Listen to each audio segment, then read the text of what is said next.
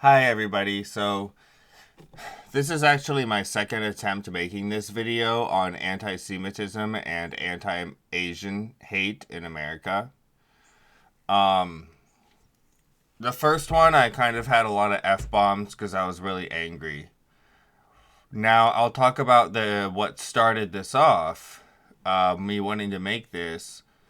Was reading about how anti Semitism and anti Asian hate are on the rise in America in a New York Times article written by a Jewish columnist. And he talked about an attack in Los Angeles last year in May of 2021. And outside of a kosher restaurant in Los Angeles, a bunch of like far left people waving pro Palestine flags came and they actually physically they assaulted and beat up a bunch of people outside of a kosher restaurant. And it's being prosecuted as a hate crime. So you have the thing about anti Semitism that is like one of the most scary elements of it is that it comes from the right and the left. So you have people beating up a bunch of Jews because of something that some tiny country on the other side of the world did. And then you also have far right Americans who hate Jews because of anti-elitism and stuff like that. And also just nationalism and anti-otherism, xenophobia, all that kind of stuff. So there's like, it comes from everywhere. So I wanted to talk about the main elements of it and why people are anti Semitic in the first place. So I feel like 99% of anti Semitism comes from it's like a blended form of nationalism and anti elitism. So it's like anti globalist cabal of bankers that's often associated with Jews. And that's what the Nazis did, and that's what the American far right does with like there was that one time Trump tweeted Hillary with the Jewish star behind her and a bunch of money falling down, that kind of messaging of like Jews being big money anti or globalist or whatever. So there's that element of it, and for that I'll just say that it's because like in Europe at least, Jews were forced into banking or they were apt for it because they were Christians weren't doing usury on other Christians, and Jews were willing to do banking services for Christians and charge interest. So they kind of moved into the banking. Ashkenazi Jews in Europe were sort of a little bit more banky than the average population, but that's not to say that they were all bankers or anything.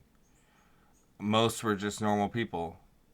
But the fact that Jews, I think especially Ashkenazi Jews, they are typically, they on average have a better culture, like cultural learning. Like their parents will teach them how to be responsible and with money better than the average, like American, for example.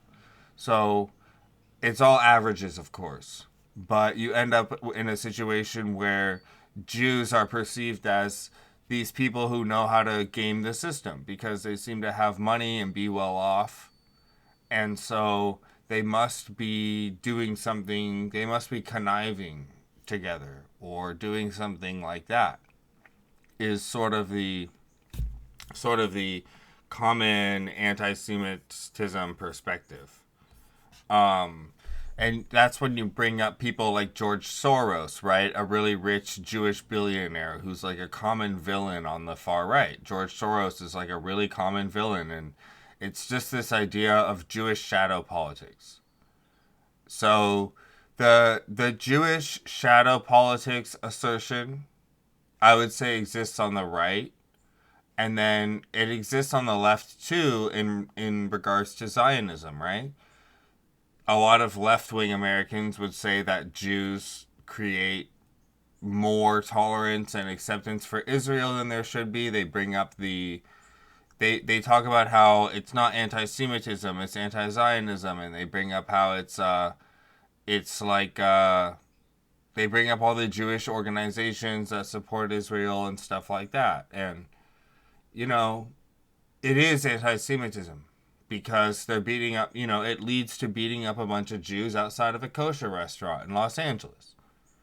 So it's the very fact that you're using this little country on the other, really a little country on the other side of the world as an excuse to hate this group that is the reason why it's anti-Semitism. Because I will draw an analogy.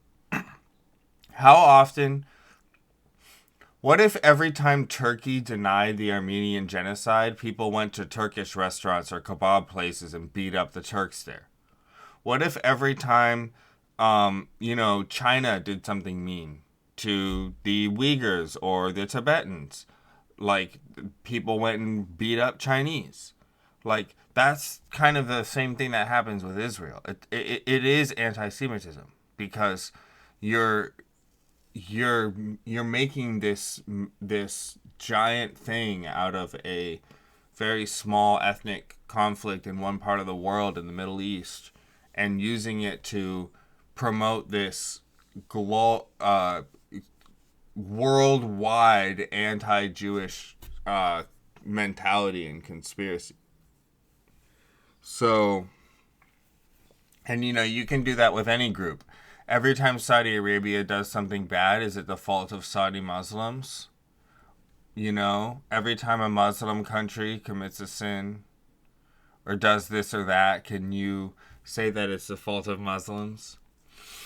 Well, it's the very fact that they're so amplified. It's the amplification of Israel. Whereas most people haven't even heard of, Chad, for example. Some like African countries that you can use to, like what Ethiopia is doing right now. Does that mean that little Ethiopia in Los Angeles, should we do a tax because Ethiopia is committing a genocide? So should we say they should be ashamed and they're not standing up good enough, so we have to fight little Ethiopia now? Like, that's why. It's like, oh, well, we're not hating Ethiopians. We're just hating Ethiopia's government. And it's like, yeah, but it blends together, though. And that's why anti-Asian hate is similar in that regard now. People are being... The sins of a country are being used to hate a group of people. It's kind of like what happened in World War II with the local Japanese. It's like, well, Japan is doing bad things, so these Japanese must have some kind of responsibility or tolerance or affinity for or acceptance for that. And it's just unfortunate because it's not true. It's not right. It's not true. It's not right. It doesn't make sense. It's this and that because... Like, man, think about your own government. The United States government, like, does all kinds of things, and you can't control it all, If you go to Europe and people want to, or China, and people want to beat you up just for being American because of things America does, like, you can see how unfair that is, Like, it doesn't make sense. And...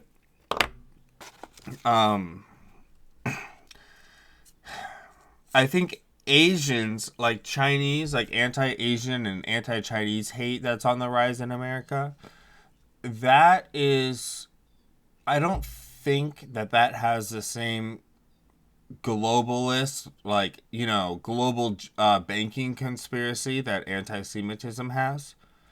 I think it's more just xenophobia and dislike for people who are different and a failure to celebrate diversity. And then also just, like, prejudice, of course.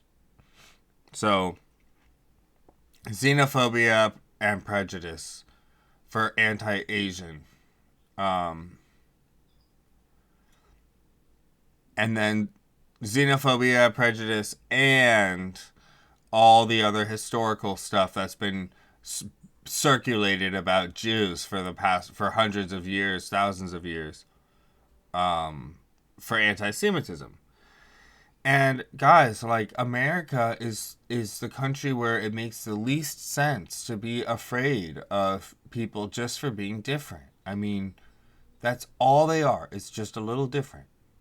And dude, like, how many of your fellow Americans are different from you in every way? Like, e pluribus unum, it's written on our money. Out of many, one. E pluribus unum. So if you're an American, you should be happy that we have diversity here. You should be happy that we have all kinds of people from all walks of faith and all over the world. That's a good thing. Instead of trying to enforce homogeneity. And, you know, that's what I would say to, like, a nativist white ringer who wants America to be white and Christian. And if you're not white and Christian, you need to leave. Now, as far as to the far left, you know, I've kind of talked about it with how the whole, like Israel making analogies to China or any country, really, Saudi Arabia, or the United States. It's just amazing that in my own city, people were beating up Jews outside of a kosher restaurant last year because of something because of a Palestine-Israel thing. Like, the fact that that really happened is just insane. It's insane. And you gotta realize that that is anti-Semitism. And it's being prosecuted as such, thankfully.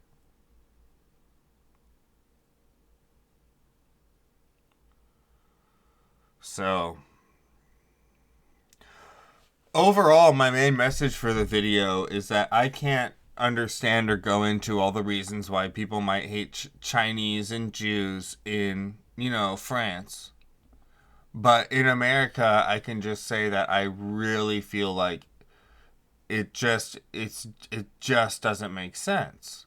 They have to. Here's how it works in America, everybody.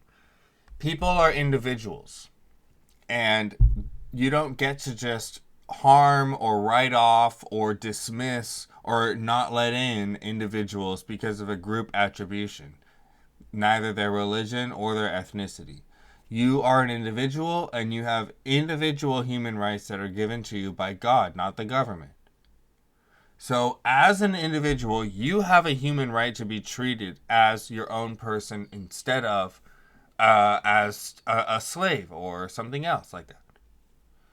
And so, because of that, in America, you're not allowed to dismiss people or write them off just because they're not in your group. So, it's cowardice too in a lot of ways to say, like, oh, well, just because they don't celebrate Christmas, I get more mad when they take over my company or kick my ass because they don't celebrate Christmas, and it should be a white man in charge, a white man doing that. I should have a white man as my boss.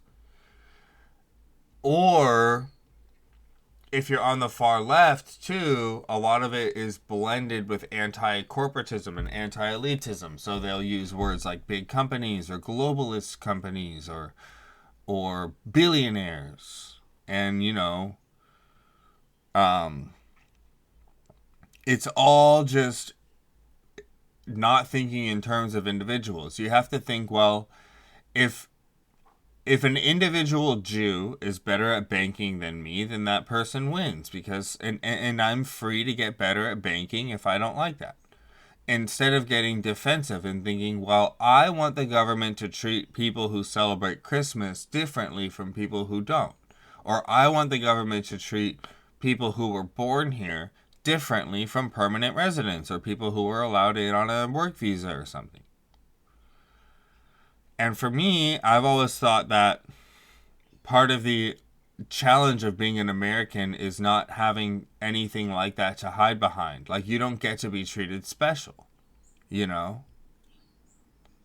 And I think that the desire to be treated special is what motivates a lot of nativism. Is like a desire, like Tucker's pretty open about it, the desire for a fatherland, which I've always thought is really cringe. Like, it's super cringe because it's like, why don't you just,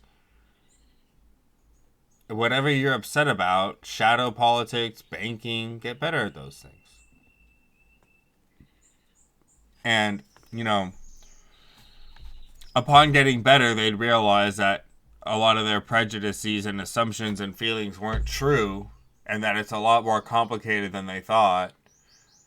But, you know, that's why the whole, that's why a lot of this stuff is from people from the outside. Like, people in banking aren't the ones promoting the crazy, like, Jewish banking conspiracies, because they're in banking, and so they know it's not like that. So my main like tenets, guys, is that it's not true, it's not based in fact, and it has no place in America. You know? It has no place in America. Now, the only anti-Semite that I've talked to who I felt like nothing I could do would change him was a Palestinian whose parents were killed by the Israeli military in the war in the 40s, like the real war. The one in the 40s and not even in the 60s, but in the 40s. Just like an old Palestinian guy. And he has all this family gripe with Israel, so he's never going to like Zionists at all. And then he kind of just assumes that Jews are Zionists if he meets them. But my feeling on those people is the same as I have an Armenian who doesn't like Turks. It's like, if you have a problem with, if you're going to live for that, go fight them over there. Go back to Palestine and fight them over there. But here, you know, this is neutral ground. This is a land of individuals. You don't get to just go beat up some Turkish person because you're Armenian. And you don't get to just go beat up some Jew because you're Palestinian. And you don't get to hate them either.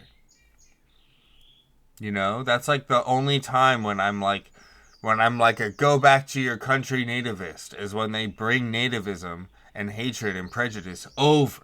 That's when I'm like, go fight the Turks in Turkey if you're gonna go, start beating up a bunch of Turkish people.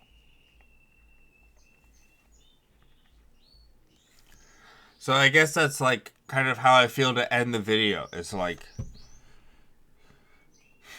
as an American, try to think in terms of individuals instead of having to hide behind some group. I'm a this, I'm a that, I'm a Christian, I'm a Republican, I'm a Democrat, I'm an American, I'm a progressive, I'm a this. You're just you. That's all you are, is you. And that's all anyone else is either. And if you think like that, it's going to be a lot harder for you to find yourself in a band of wackos beating up a bunch of Jews outside of a kosher restaurant.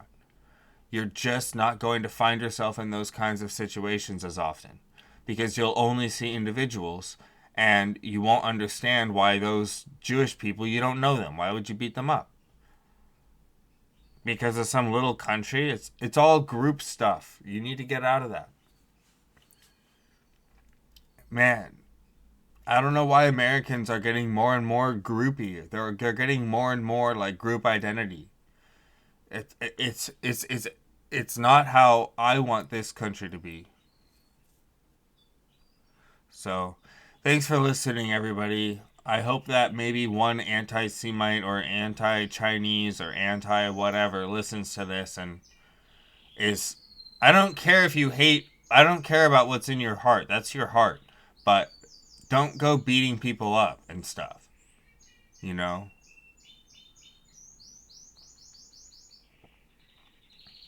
So, yeah. Thanks, everybody.